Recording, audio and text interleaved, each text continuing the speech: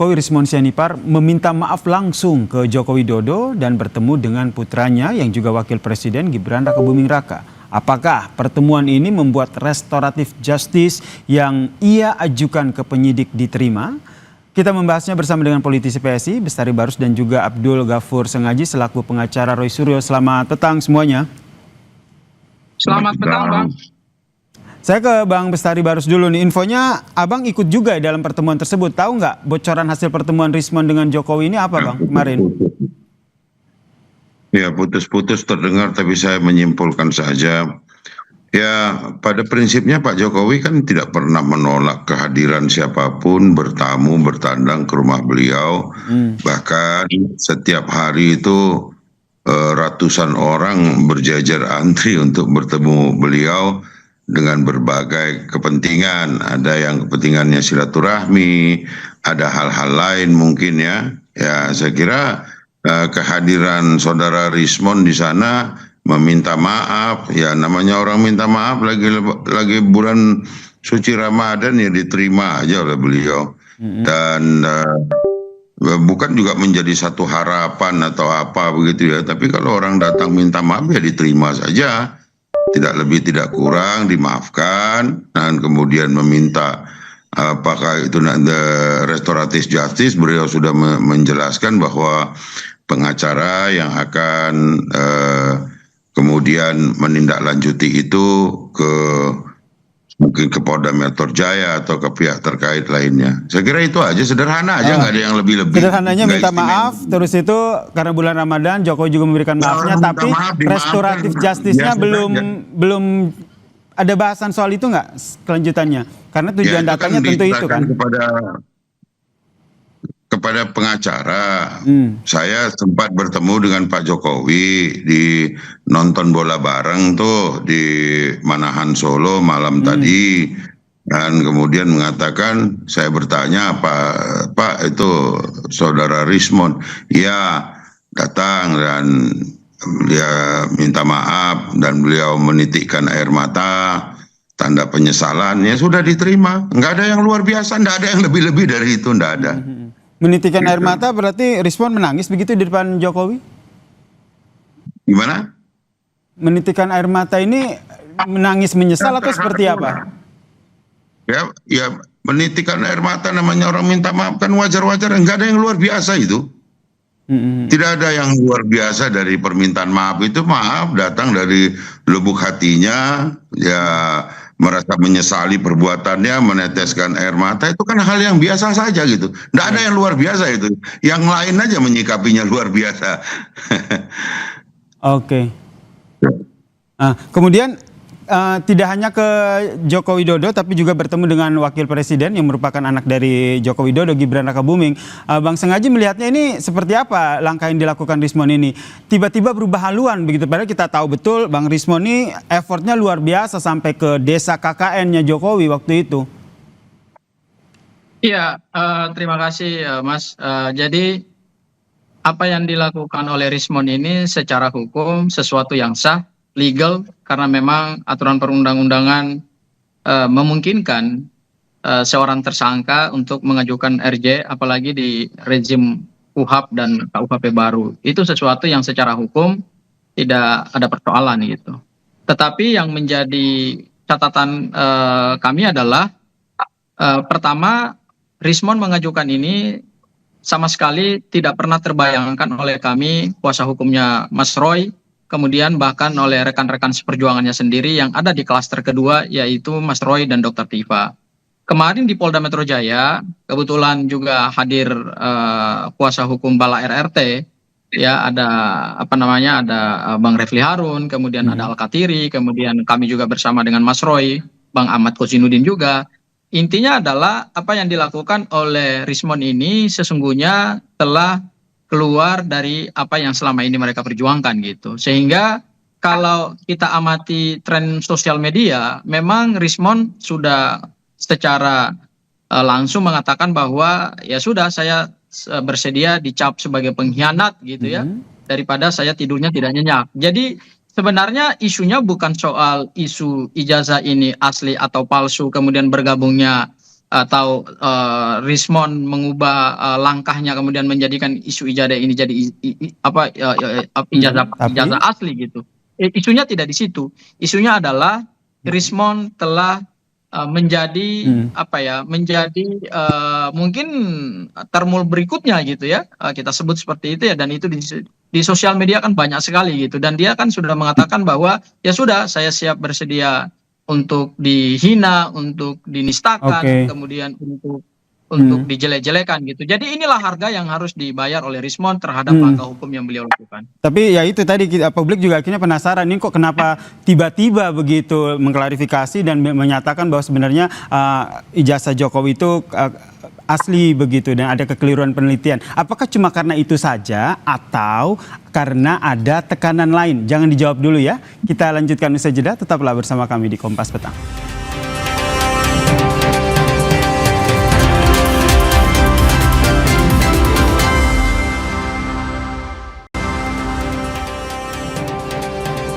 Pertanyaan gantung saya tadi sebelum jeda adalah apakah ini betul karena Rismon akhirnya mengetahui bahwa ternyata ijazah Jokowi ini asli padahal sebelumnya bilang 99,9% palsu, atau ada hal lain begitu. Dari Bang Sangaji sendiri melihatnya kenapa akhirnya, tentu tahu dong internal cari tahu begitu, kenapa tiba-tiba Bung Rismon yang begitu effort, begitu berapi-api begitu menyatakan bahwa ijazahnya Jokowi ini palsu, tiba-tiba berbalik arah. Ya, jadi dalam beberapa minggu terakhir ini memang Rismon berubah drastis ya. Dan itu kami lihat sejak kasus dugaan ijazah palsunya diungkit oleh beberapa relawan Pak Jokowi, dan kemudian beliau dilaporkan di Polda Metro Jaya. Memang setelah Bang Bill, salah satu YouTuber Nusantara itu melaporkan Rismon, kemudian Rismon memang mengalami perubahan yang cukup drastis. Jadi keterangan Rismon di rumah Pak Jokowi bahwa beliau telah 2 bulan melakukan penelitian lanjutan atas ijazah Pak Jokowi, kemudian beliau mengatakan ada emboss, ada watermark, kemudian ada lintasan stempel, dan hal yang sama juga tadi beliau sampaikan di Istana Wakil Presiden. Itu sebetulnya tidak sesuai dengan fakta yang sebenarnya. Oke Bang Sangaji, saya mau konfirmasi dulu tadi. Sikap dari Rismon ini berubah semenjak ada laporan soal kasus dugaan ijazah palsu Rismon. Ini ijazah palsu yang mana? Dugaan ijazah yang dilaporkan itu kan adalah S2, S3 di Universitas Yamaguchi, Jepang. Ya, itu diduga palsu. Mungkin Rismon disitulah kemudian mendapatkan tekanan, ya. Kemudian ada invisible hand, ada tangan-tangan tak terlihat yang kita nggak tahu siapa. Bisa juga di internal mereka itu adalah mungkin ada tim kuasa hukumnya juga gitu kan. Kemudian juga ada pihak dari eksternal, kemudian melakukan pressure terhadap Rismon. Kemudian akhirnya Rismon melakukan satu langkah yang menurut saya justru akhirnya diakui sendiri gitu. Langkah itu menghinakan diri dia, kemudian menistakan diri dia gitu. Dan itulah akhirnya publik jadi tahu bahwa seorang Rismon itu hanyalah seorang pemberani di awal, tetapi pada akhirnya jadi penakut juga gitu. Oke, saya ke Bang Barus. Bang Barus, betulkah demikian karena ada laporan dugaan ijazah palsu Rismon yang akhirnya menjadi awal begitu? Akhirnya Rismon berbalik arah. Bang Barus? Putus Anda ulangin. Ini kan kalau kata Bang Sangaji, sikapnya Bung Rismon ini berubah semenjak ada laporan dugaan ijazah palsu S2, S3 Rismon. Sampai di situ aja. Ya, gimana Bang? Saya kira semua orang bisa menduga apapun, tapi yang paling fakta pada hari ini ada orang datang minta maaf, ya udah kami terima. Masalah kalau di sana ada bilang menduga dan segala macam, itu silakan aja diurus dengan Rismon. Kita nggak ngurusin itu. Kita cuma terima Pak Jokowi itu terima datang orang minta maaf. Kalau masalah di belakangnya ada dugaan kami begini, ya silakan aja dugaan-dugaan itu dibuktikan. Yang jelas bahwa Rismon minta maaf diterima, tak minta maaf pun Rismon, ijazah Pak Jokowi asli, belum ada terbukti pernah palsu begitu. Bagi kami itu sudah cukup, gitu. Saya kira itu ya. Oke, termaksud tadi kata Bung Abdul, Bang Sangaji yang bilang bahwa ada tangan-tangan tak terlihat begitu yang ikut invisible hand. silakan aja dibuktikan ada tangan itu. Bagi kami nggak ada gunanya kami membuktikan tangan-tangan gitu. Yang jelas ada orang datang minta maaf dengan setulus hati, diterima. Kan sudah begitu aja. Kalau masalah ada kecurigaan kami begini ya, memang kalau mau hidup dalam kecurigaan terus itu juga kan pilihan saja. Ya silakan saja bercuriga selamanya juga nggak ada masalah buat kita gitu loh. Kalau seandainya ini menurut Anda bagaimana dengan Roy Suryo dan juga Dr. Tifa yang hingga saat ini masih berkukuh bahwa emang ijazahnya Joko Widodo ini 99,9% palsu? Ya, ini ke saya ya. Iya, Kak Abang. Kan terserah saja. Kalaupun mau menganggap itu palsu, ya silahkan saja menganggap isu palsu. Kan sekarang ini kan sedang ada proses menuju di pengadilan. Nanti kan kelihatan bahwa apakah betul metode menguji sesuatu itu dengan fotokopi dan sebagainya. Ya udah serahkan aja ke ranah hukum, kita nggak mau repot-repot ngurusin itu, urusan lain lebih banyak kan. Saya kira itu. Ingin saya tekankan lagi nih, karena pertemuan kemarin tertutup, apa yang betul-betul ditekankan oleh Pak Jokowi kepada Rismon pada pertemuan kemarin? Ya sudah disampaikan kepada publik, datang, kemudian minta maaf. Pak Jokowi mana mau nyinggung-nyinggung yang lain. Ada orang satu ini datang minta maaf, diterima, diberi waktu, mari. Namanya orang minta maaf. Apakah proses itu nanti RJ-nya diterima kan bukan urusan Pak Jokowi, itu kan urusan Polda Metro Jaya nanti. Oke, saya ke Bang Sangaji. Bang Sangaji, bagaimana dengan Dr. Tifa dan juga Roy Suryo setelah Rismon akhirnya berbalik haluan ini?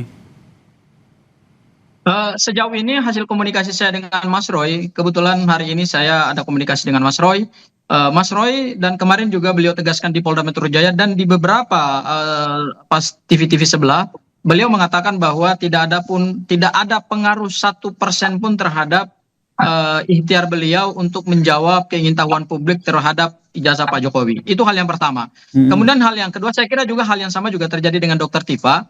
Hal yang kedua, saya ingin mengomentari apa yang disampaikan oleh Pak Bestari bahwa ijazah Pak Jokowi asli ada atau tidaknya RJ-nya Rismon. Saya kira itu statement yang sebetulnya tidak perlu lagi diulang-ulangi karena memang pihaknya Pak Jokowi kan memang dari awal selalu mengatakan ini asli, kecuali memang sudah ada putusan pengadilan. Itu hal yang kedua. Kemudian hal yang ketiga, saya ingin mengatakan bahwa RJ-nya Rismon ini justru sangat diharapkan dan ditunggu-tunggu oleh Pak Jokowi. RJ-nya Bang DHL dan Bang ES itu sebetulnya tidak punya kekuatan atau tidak punya dampak hukum apapun terhadap perkara ini. Jadi kalau dikatakan ada tangan-tangan tak terlihat yang bermain, ya memang pasti ada tangan-tangan tak terlihat yang bermain. The invisible hand itu pasti bermain. Karena apa? Karena RJ-nya Rismon itu kalau saya sebut, ini RJ kelas VVIP. Ya, bukan RJ tersangka biasa. Ini RJ kelas VVIP yang berbeda dengan RJ-nya ES dan DHL. Baik. Bagi Pak Jokowi, sebetulnya RJ-nya ES dan DHL itu tidak punya pengaruh yang signifikan dalam proses penegakan hukum ini dan mengungkap kebenaran atas dugaan ijazah palsu Pak Joko Widodo. Tetapi begitu beliau tarik Rismon untuk kemudian mengkhianati teman-temannya sendiri dan kemudian memilih Oke, Bang Bestari silakan tanggapannya. Singkat saja. Iya. Lah itulah yang sebetulnya sangat diinginkan oleh Pak Jokowi dan para pendukung Pak Jokowi. Kita sudah tangkap apa yang disampaikan Bang Sangaji. RRT bisa dibelah. Terakhir singkat saja tanggapannya, ini kok senyum-senyum Bang Bestari, kenapa nih? Ya saya kira ya semakin dalam saja, bahkan pengacara pun sudah mulai personal gitu. Tapi nggak apa-apa lah, memang cuman kalau memang itu yang diharapkan ya jalanin aja, nggak ada masalah itu. Tuduhan-tuduhan pada Pak Jokowi itu kan sudah memang biasa terjadi. Jadi kalau ditambahin cuman dari kelas-kelas yang begini, lanjut saja. Baik, kita nantikan ya bagaimana proses hukum yang tengah berlangsung, apakah ini RJ-nya jadi atau tidak ya. Terima kasih Bang Bestari Barus, politisi PSI, dan juga Bang Abdul Ghafur Sangaji, pengacara Roy Suryo, telah berbagi informasinya di Kompas Petang. Salam sehat semuanya.